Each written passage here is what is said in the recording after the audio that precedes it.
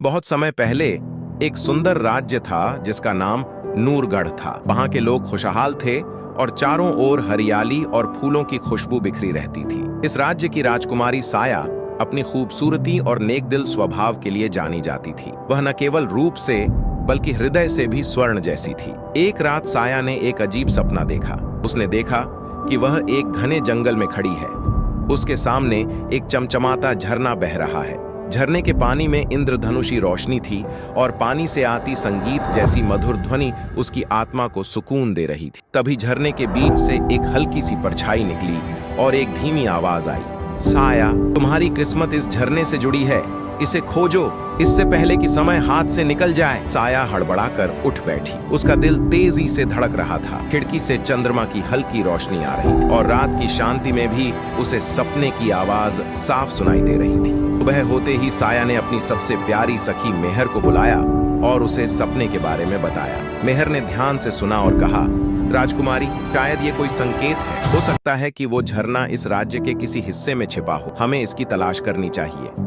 साया ने निर्णय लिया कि वह इस रहस्यमयी झरने की खोज में निकलेगी, चाहे इसके लिए उसे कितनी ही चुनौतियों का सामना क्यों न करना पड़े। लेकिन उसे नहीं पता था कि यह सफर सिर्फ एक झरने की तलाश नहीं बल्कि उसकी किस्मत का सबसे बड़ा इम्तिहान बनने वाला था। साया ने अपनी सखी मेहर के साथ सफर की तैयारी शुरू कर दी। दोनों ने घोड़ों पर सवार होकर नूरगढ़ की सीमा पार की और घने जंगलों की ओर बढ़ने लगी।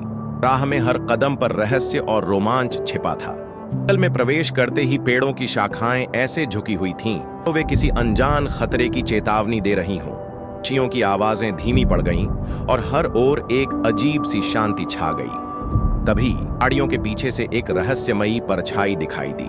आया और मेहर ने घोड़ों को रोका और चौकन्नी हो गई। है वहां, मैंने आवाज दी। परछाई धीरे धीरे उनके सामने आई।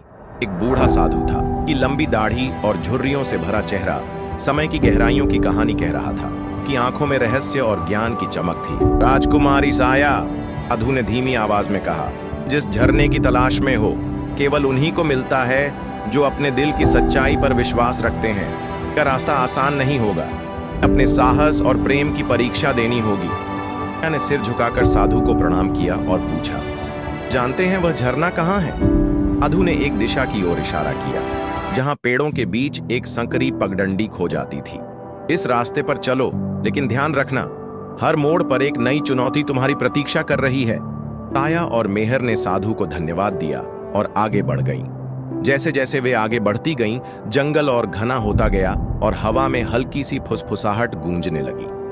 अचानक सामने एक विशाल झील आ गई। झील के बीचों बीच एक पत्थर का पुल था जो दूसरी ओर जाता था। लेकिन जैसे ही साया ने पहला कदम रखा, पानी में हलचल हुई और एक विशालकाय सांप झील से बाहर निकला।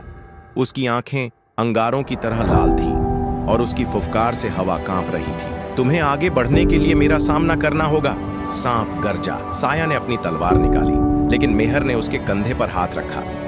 शायद इसे शक्ति से नहीं, बुद्धि से हराना होगा, उसने कहा। साया ने सांप की आंखों में देखा और कहा, हम झरने की खोज में हैं, किसी से लड़ने नहीं आए, हमें जाने दो और हम तुम्हारा अहित नहीं करेंगे। सांप कुछ देर तक साया को घूरता रहा, फिर उसकी लाल आंखों में हल्की चमक आई और वह झील में वापस चला गया। रास्ता साफ हो गया। साया और मेहर पुल पार कर आगे बढ़ गईं, यह जानते हुए कि आगे का सफर और भी कठिन होने वाला है। साया और मेहर ने घने जंगल को पार किया और आखिरकार एक उजली घाटी में पहुंची। वहां सूरज की किरणें हल्के नीले पानी पर पड़ रही थीं। वहीं जादुई झरना था जिसे साया ने सपने में देखा था।